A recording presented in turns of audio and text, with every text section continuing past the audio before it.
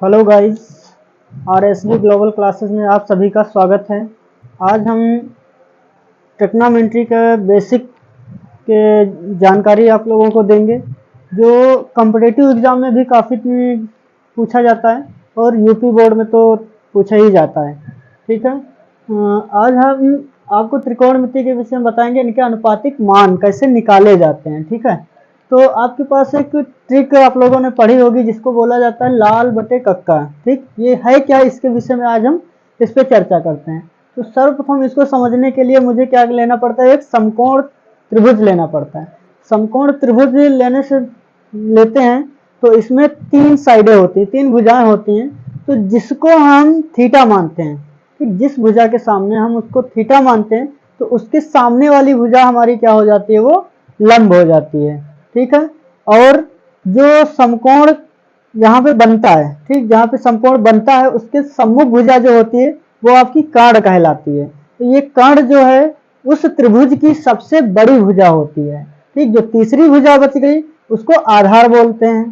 ठीक, तो इसी के माध्यम से आज हम इनके जो त्रिकोणमिति के अनुपातिक मान होते हैं उनके विषय में चर्चा करते हैं। ठीक, तो सबसे पहले आपका होता है साइन, होता है आपका साइन थीटा।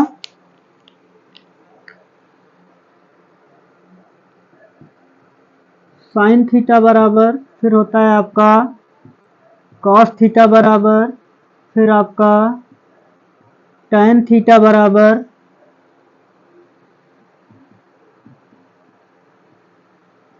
ठीक। अब देखो साइन थीटा और में क्या होता है, ये इसमें इस ट्रिक में ये पहला साइन चलता है, फिर कॉस चलता है, फिर टैन चलता है। ठीक है, तो साइन थीटा बराबर क्या हो जाएगा आपका लंब बटे कर्ण। ठीक, तो लंब बटे कर्ण हो जाएगा, तो ये हो जाएगा लंब बटे कर्ण, लंब बटे कर्ण। ठीक है, फिर कॉस थीटा इसके जस्ट बाद आता है कॉस, तो कॉस होता है आधार बटे कर्ण, ये आधार हो गया ये कर्ण हो गया, तो आधार बटे कर्ण बन जाएगा, आधार बटे कर्ण। ठीक, उसके बाद में आपका टैन चलता है, तो टैन क्या हो जाता है कि लंब बटे आधार। ठीक, मतलब लंब बटे आधार हो जाएगा, तो इसको लिखेंगे हम लंब बटे आधार। ठीक, अब मुझे क्या करना पड़ता है, इसके जस्ट अपोजिट वाले निकालने पड़ते हैं। ठीक, साइन का अपोजिट हो जाएगा कॉसेक और कॉस का हो जाएगा सेक, और आपका जो टैन होता है उसका हो जाता है कॉट। ठीक है, तो इसी के सामने इसलिए हम कर रहे हैं क्योंकि इनके पलट देने से मान इनकी जो भुजाएं होती है वो भी पलट जाती हैं। ठीक है, तो इसी तरीके से आपका जो साइन का कोसेक थीटा होगा, कोसेक थीटा, तो ये पलट जाएगा। ठीक, तो कर्ण ऊपर चला जाएगा, लंब नीचे आ जाएगा, तो ये हो जाएगा कर्ण बटे लंब। ठीक है, अगर इसमें बात करें, देखो कर्ण बटे लंब है तो इसका साइन का उल्टा हो जाएगा कोसेक थीटा। अब कॉस थीटा का अगर हम देखें तो इसका होता है सेक थीटा, इसका होता है सेक थीटा, और सेक थीटा बराबर क्या हो गया, पलट जाएगा, तो कर्ण ऊपर चला जाएगा, कर्ण बटे ये हो जाएगा आधार, ये हो गया आधार। अब टैन, टैन का उल्टा होता है कॉट। ठीक, तो सबसे पहले यहां पे हम कॉट को लिखेंगे, कॉट थीटा। ठीक, कॉट थीटा टैन का उल्टा होता है, तो ये क्या हो जाएगा, आधार बटे लंब हो जाएगा, तो ये हो गया आपका आधार बटे लंब। ठीक, अब इस तरीके से ये इसके भुजाओं में जो अनुपात आता है वो हो गया। ठीक, अब हम इसके बात करते हैं इसके अपोजिट की, जैसे साइन थीटा है, तो साइन थीटा बराबर होता है 1 कोसेक थीटा। इसी तरीके से कोसेक थीटा बराबर अगर पूछा जाए तो कोसेक थीटा बराबर कोसेक वहां चला जाएगा और साइन इधर आ जाएगा, तो 1 साइन थीटा। इसी तरीके से अगर हम कॉस थीटा की बात करें कॉस थीटा बराबर, तो वो हो जाएगा आपका 1/sec थीटा। ठीक है, तो साइन थीटा बराबर 1/cosec थीटा हो गया। अब कॉस वहां चला, cosec थीटा यहाँ चला जाएगा तो साइन यहाँ आ जाएगा, तो cosec थीटा बराबर 1/sin थीटा। अब उसके बाद में हम कॉस की बात करते हैं, तो कॉस थीटा बराबर होता है आपका 1/sec थीटा। तो ये हो जाएगा कॉस थीटा बराबर 1/sec थीटा। अब sec थीटा आपका यहाँ चला जाएगा, कॉस वहां पे आ जाएगा इसी तरीके से। ठीक, तो ये हो जाएगा आपका sec थीटा बराबर 1/cos थीटा। ठीक, अब tan में इसी तरीके से चलेगा, तो tan थीटा बराबर 1/cot थीटा होता है। ठीक, अब cot थीटा उधर चला जाएगा तो आपका हो जाएगा cot थीटा बराबर 1/tan थीटा। अब tan में एक और वैल्यू होती है, ठीक, तो वो होती है कि tan थीटा बराबर sin theta upon cos theta. इसी का उल्टा हो जाएगा, वो हो जाएगा cot थीटा। तो cot थीटा बराबर हो जाएगा आपका cos theta upon sin theta. ठीक है, तो इनको फिर से हम पुनः रिवाइज कर लें कि sin थीटा बराबर क्या हो जाएगा, लंब बटे कांड हो जाएगा। cos थीटा बराबर क्या हो जाएगा, आधार बटे कांड हो गया। tan थीटा बराबर होता है लंब बटे आधार, जस्ट इसके अपोजिट कर देंगे तो cosec थीटा बराबर कांड बटे लंब हो जाएगा, इसका उल्टा करेंगे। और sec थीटा हो जाएगा इसका उल्टा, कांड बटे आधार हो जाएगा। और cot थीटा बराबर इसका उल्टा हो जाएगा, तो हो जाएगा आधार बटे लंब। इसी तरीके से sin थीटा बराबर 1/cosec थीटा होता है, cosec इधर चला जाएगा, sin यहाँ आ जाएगा, तो cosec थीटा बराबर 1/sin थीटा। फिर cos थीटा बराबर होता है 1/sec थीटा। sec थीटा यहाँ चला जाएगा, cos यहाँ आ जाएगा, तो sec थीटा बराबर 1/cos थीटा हो जाएगा। और tan थीटा बराबर होता है 1/cot थीटा, और तो cot थीटा बराबर हो जाएगा 1/tan थीटा। फिर इसी तरीके से tan में एक और वैल्यू होती है, तो tan थीटा बराबर sin theta upon cos theta. और cot, तो गाइस अब हम इनके अनुपातिक मान को निकालना सीखते हैं। हम पहले किसके sin थीटा, tan थीटा और sec थीटा का निकालेंगे। ठीक, जस्ट इनके अपोजिट कर देते तो साले निकल के आ जाते हैं। ठीक है, तो हम पहले sin थीटा का निकालते हैं।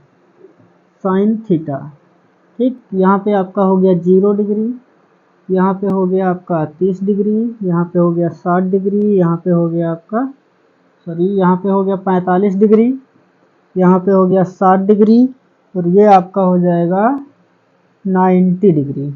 ठीक, इनका मान निकालने के लिए पहले हम 0, 1, 2, 3, 4, अब इनके सबके नीचे हम क्या कर देंगे, बटे 4 कर देंगे। फिर इन पर हम क्या करेंगे, अंडर रूट लगा देंगे।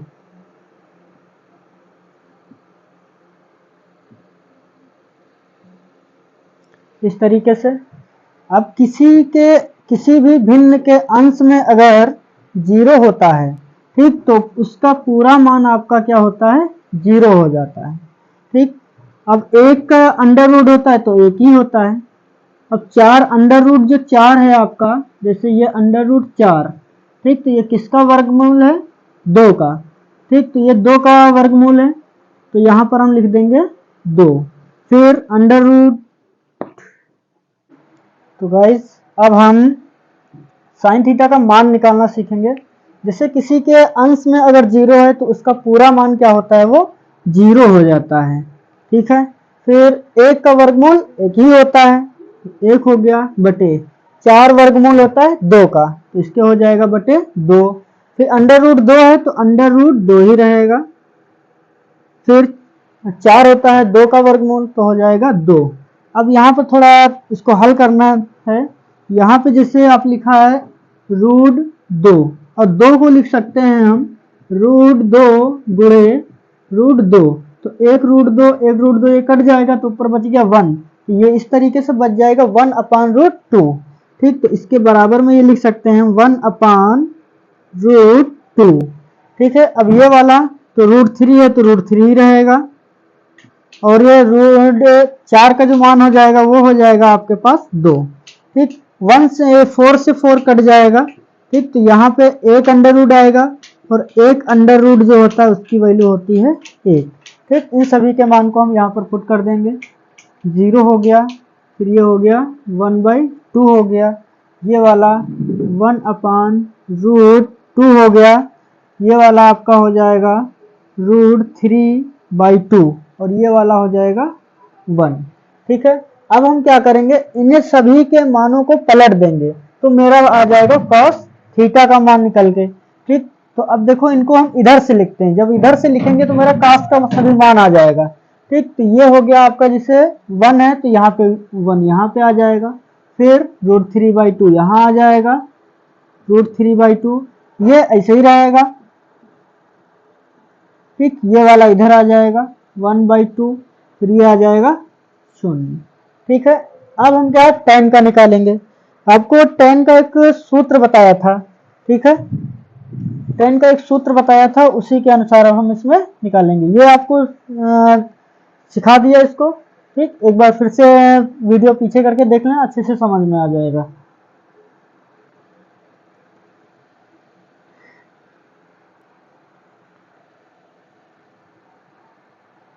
ठीक, जैसे मुझे निकालना है tan का, तो tan का एक फार्मूला था मेरे पास, tan थीटा बराबर ये था मेरा sin थीटा बटे cos थीटा, एक ये फार्मूला था। ठीक, मुझे जैसे 0 का मान निकालना है तो tan 0 डिग्री ये हो जाएगा आपका sin 0 डिग्री, और ये हो जाएगा आपके पास cos 0 डिग्री। ठीक, sin 0 डिग्री का मान कितना है, 0 हो जाएगा, फिर cos 0 डिग्री का मान 1 है। ठीक, इससे पहले भी हमने बताया था कि किसी भी परिमेय संख्या में अगर अंश आपका 0 हो गया, ठीक, तो उसका पूरा मान क्या हो जाता है, 0 हो जाता है। तो फिर इसका मान कितना आ जाएगा, 0 आ जाएगा आपके पास। ठीक, अब इसी तरीके से हम निकालेंगे आपके पास 30 का। ठीक है, 30 का निकालेंगे तो ये हो गया 30 डिग्री, तो यहाँ पर 30 डिग्री हो जाएगा और यहाँ पर 30 डिग्री हो गया। तो sin 30 की वैल्यू देखो कितनी है मेरे पास, 1/2 बटे, और ये cos 30 की वैल्यू कितनी है, √3/2। अब ये 2 से 2 कैंसिल हो जाएगा तो बचा क्या मेरे पास, 1/√3। ठीक, तो इसकी वैल्यू कितनी हो जाएगी, 1/√3 हो जाएगी। अब मुझे 45 का निकालना है जैसे। ठीक, तो यहाँ पर क्या हो जाएगा, tan 45 डिग्री ये हो जाएगा आपके पास sin 45 डिग्री और cos 45 डिग्री। ठीक है, तो sin 45 का मान क्या हो जाएगा, 1/√2 और cos 45 का भी 1/√2। अंश और हर दोनों बराबर है, दोनों कट जाएंगे तो उसका आंसर जो आता है वो 1 आता है। ठीक, तो इसका मान कितना हो जाएगा, 1 हो जाएगा। ठीक, इसी तरीके से मुझे अब निकालना है 60 का। ठीक, तो यहाँ पर रखेंगे 60 डिग्री, और तो ये sin 60 हो जाएगा, sin 60 डिग्री बटे cos 60 डिग्री। sin 60 का मान √3/2 होता है, cos 60 का 1/√2 होता है, मतलब 1/2 होता है। अब ये 2 से 2 कैंसिल हो गया तो मेरे पास क्या बच गया, √3। तो यहाँ पर इसकी वैल्यू कितनी हो जाएगी, √3 हो जाएगी। ठीक है, उसके बाद में मुझे निकालना है 90 का मान। ठीक, तो 90 का मान निकालने के लिए क्या करेंगे, यहाँ पे 90 को रख देंगे, फिर हो जाएगा ये आपके पास sin 90 डिग्री, और ये हो जाएगा आपके पास cos 90 डिग्री। sin 90 का मान मेरे पास कितना है, 1। ठीक है, cos 90 की वैल्यू कितनी है, 0। ठीक है, जब किसी का हर 0 हो जाए, ठीक है, किसी का हर 0 हो जाता है तो उसके मान को परिभाषित नहीं किया जा सकता है। ठीक, तो यहाँ पर लिख देना, परिभाषित नहीं किया जा सकता है, परिभाषित नहीं किया जा सकता है, किया जा सकता। ठीक, ठीक, अब अगर इसको हम ऐसे शॉर्टकट में लिख सकते हैं, इनफाइनाइट। ठीक है, तो इसको हम यहाँ पे रख देंगे इनफाइनाइट, या फिर आप लिख सकते हैं परिभाषित नहीं किया जा सकता।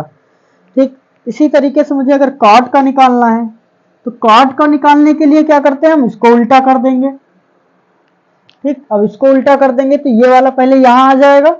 ठीक, तो ये हो गया आपके पास इन्फानाइट, ये हो जाएगा √3, ये हो जाएगा 1, ये हो जाएगा 1/√3 और ये हो जाएगा 0।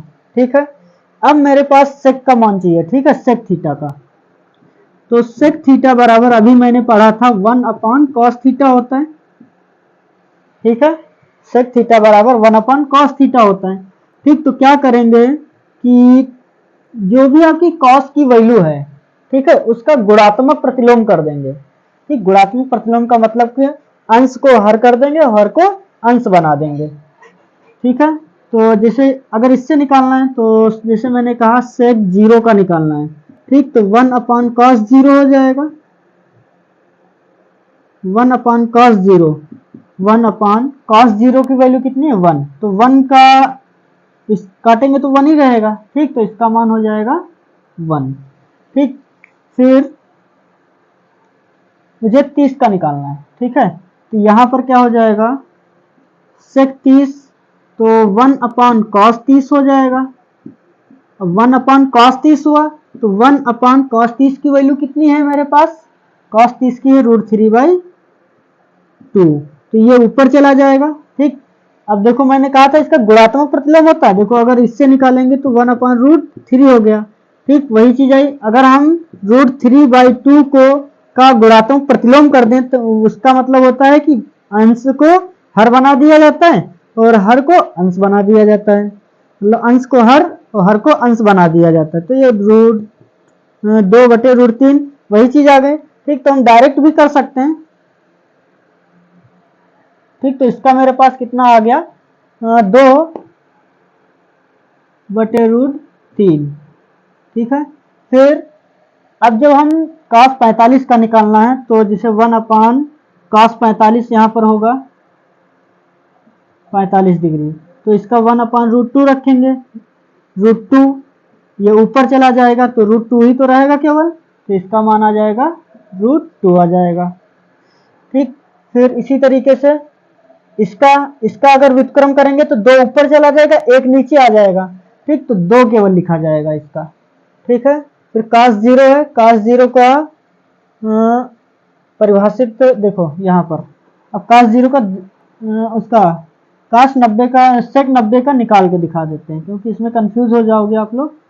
ठीक, तो cos 90 का जैसे यहाँ पे cos 90 डिग्री हो गया। ठीक, तो 1/cos 90 का वैल्यू कितनी है 0। अभी मैंने कहा कि किसी के हर में अगर आपका 0 आ जाए, ठीक है, तो वहां पे उसका मान क्या होता है इनफाइनाइट हो जाता है, मतलब परिभाषित नहीं किया जा सकता है। तो इसके मान को भी परिभाषित नहीं किया जा सकता है। ठीक है, अब हम क्या करेंगे कॉसेक का निकालेंगे। कॉसेक में क्या होता है जस्ट इसका उल्टा करके लिख दिया जाता है। ठीक, इधर से इधर को, यहां से भी निकाल सकते हैं, नहीं अगर यहां से निकालना है तो आपको यहां से निकाल सकते हैं। कॉसेक थीटा बराबर 1/sin थीटा होता है। ठीक, यहां से भी निकाल सकते हैं, तो अगर यहां से नहीं तो इसको उल्टा कर दो, यहाँ पे आ जाएगा। ठीक, अगर ये चीज जैसे इसका मान नहीं याद रहा आपको, ठीक, तो यहां से निकाल सकते हैं। ठीक, कॉसेक 0 डिग्री बराबर 1/sin 0 का मान कितना हो जाएगा, sin 0 का मान आपके पास कितना है 0 है, तो यहाँ पे 0 हो गया, तो इसको क्या लिख सकते हैं परिभाषित नहीं किया जा सकता है। देखो इधर से उल्टा करते तब भी आपका यही है। ठीक, तो ये क्या हो जाएगा परिभाषित नहीं किया जा सकता है। ठीक है, तो हम वही डायरेक्ट करते हैं वही वाला। ठीक, बस तरीका सिखा दिया है, तो इधर से उल्टा करेंगे, अब ये वाला 2 यहाँ आ जाएगा, √2 यहाँ हो जाएगा। ठीक, ये 2/√3 यहाँ हो जाएगा। ठीक, ये वाला इधर आ जाएगा। ये इस तरीके से क्या हुआ आपके अनुपातिक मान निकल आए हैं। ठीक है, अब अगले मतलब कि अगले अभी